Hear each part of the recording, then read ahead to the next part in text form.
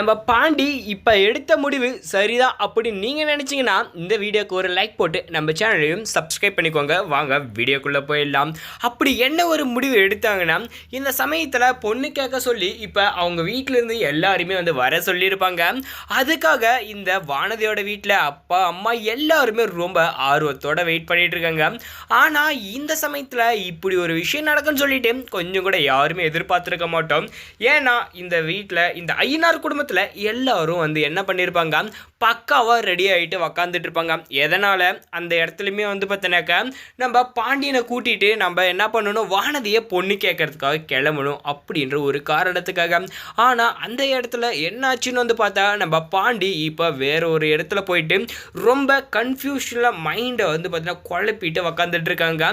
எதனாலனா இப்போ நம்ம வானதியை கல்யாணம் பண்ணிக்கிட்டா அந்த இடத்துல நம்ம நிலா அண்ணியை வந்து வெளியே போக சொல்கிறாளே இவன், அது மட்டும் இல்லாமல் அவங்கள வந்து பார்த்தீங்கன்னாக்கா வெளியே அனுப்பிச்சு அந்த மாதிரி ஒரு கல்யாணம் எனக்கு தேவையா, அவங்க வந்ததுனால தான் இந்த வீடு ரொம்பவுமே வந்து சந்தோஷமாக இருக்குது, இவளை கூட்டிகிட்டு போயிட்டு அந்த வீட்டில் விட்டால் வீடே ரெண்டாக்கிற வழி அப்படின்னு சொல்லி அந்த இடத்துல நம்ம பாண்டி யோசிக்கிறது எல்லாமும் ஒரு சரியான முடிவு தான். ஆனால் இந்த டைமில் வந்து பார்த்தோன்னாக்க நம்ம வானதி சும்மா இருப்பாங்களா, இப்போ என் வீட்லேயும் ஒத்துக்கிட்டாங்க, எல்லாமே வந்து சரியாகுது, ஆனால் இவன் ஏன் இந்த மாதிரி ஒரு செயலை வந்து செய்கிறான் அப்படின்ற மாதிரி தான் நம்ம வானதியுமே வந்து இப்போ பண்ண போகிறாங்க. என்னென்னா இப்போ இந்த சேரனுக்கு கால் பண்ணிவிட்டு வந்து பார்த்தீங்கன்னாக்கா பேசுகிறாங்க, இந்த மாதிரி அண்ணா வந்து எங்கே நீங்கள் வரவே இல்லையே அப்படின்னு வந்து சொல்லிவிட்டு அந்த சமயத்தில் தான் நம்ம சேரன் சொல்கிறாங்க, பாண்டியன் கொஞ்சம் வெளியே போயிருக்காமா, அவன் வந்த உடனே கிளம்புறதா எல்லாருமே ரெடியாக தான் வந்து இருக்கும்னு வந்து சொல்லிட்டு இருக்காங்க. ஆனால் நம்ம பாண்டியன் வந்து பார்த்தீங்கன்னா என்ன பண்ணிட்டாரு, அங்கேருந்து கிளம்பி போயிட்டு அவருமே வந்து ஒரு ரோட்டில் உக்காந்து இந்த மாதிரி யோசனையை நினச்சிட்டு இருக்காங்க. நம்ம அண்ணியை நாமளே வீட்டை விட்டு போக சொல்கிற மாதிரி இருக்குன்னு சொல்லி ரொம்பவும் ஃபீல் பண்ண ஆரம்பிச்சிட்டாங்க.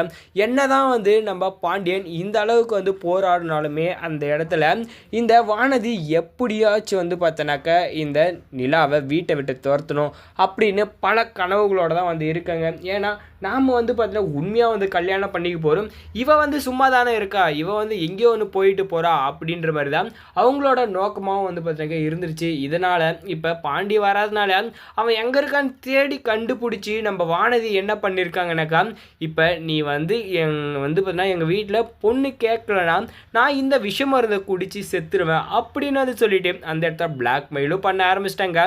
நம்ம வானதி இருக்க ரொம்ப எல்லை மீறி வந்து போயிட்டுருக்காங்க.